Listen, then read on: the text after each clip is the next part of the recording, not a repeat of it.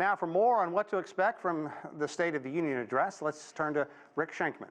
Rick is the founder of George Washington University's History News Network. Good to have you with us. Thanks very much for taking some time this evening. Sure, you bet. Now, so much attention focused obviously on the international events. The Biden team had to literally and figuratively, I guess, tear up the first draft and will appeal to U.S. voters very shortly. I guess it's going to be quite different than what he imagined he'd be saying at this point.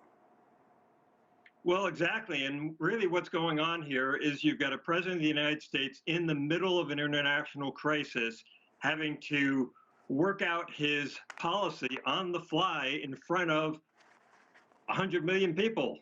That's quite a challenge. It has happened before. In 1956, the Soviet Union invaded Hungary and said, we're going to put down this rebellion that was happening in the ranks. And it took them about a month or so, and they were able to do it. And then Eisenhower had to get up and give his State of the Union address just weeks later. And what did he do? He talked mostly about foreign policy, which presidents generally don't like to do. They prefer to talk about domestic policy. Even during the Cold War, they would talk about domestic policy because that's what the voters are most concerned with.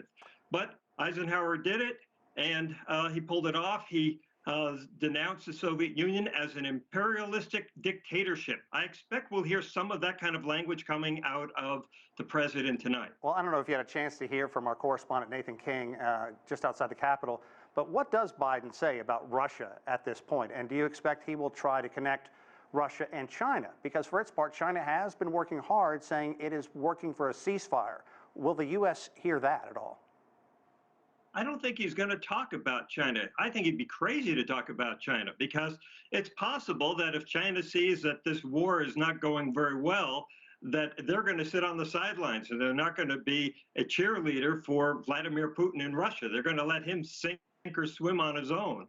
Why should they dirty their skirts just to save Putin and possibly put at risk a relationship with the United States, which is strained, but nothing like the relationship between the U.S. and Russia. So if I were Biden, I would just leave China out of the equation at the moment and just really focus national attention on Russia. And here is a chance for him to strike a bipartisan note and win some bipartisan support for a change. Okay, let's segue into that because his first year has not gone the way the administration wanted. He has a chance to reboot and offer Biden 2.0. Is that opportunity lost? How critical will the next few hours be?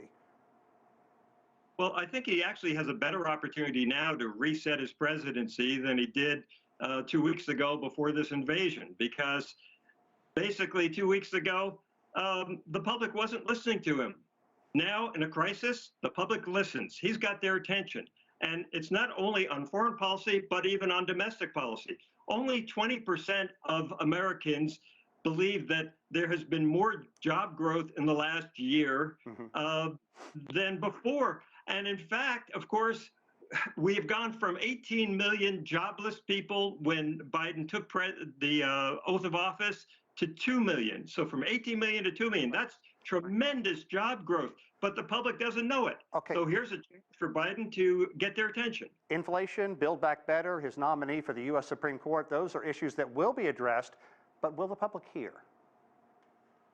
Well, I think that on the Supreme Court nomination, he has lost an opportunity here. That should have been a big deal. It should have been a story for weeks, maybe months. And it's just disappeared. Nobody's talking about it. So I don't think that's going to do much good for him, except with the community of black voters and liberal activists. They all like his choice. Other than that, it's not really going to do much for him. And the Republicans are being smart. They're not going to turn it into this big colossal fight.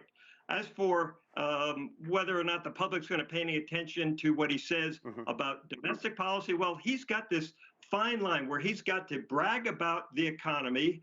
At the same time, he's got to say, I understand your pain because of inflation. Boy. Now, that is really difficult, but that's why presidents get the big bucks. They have to dance that very, very difficult dance.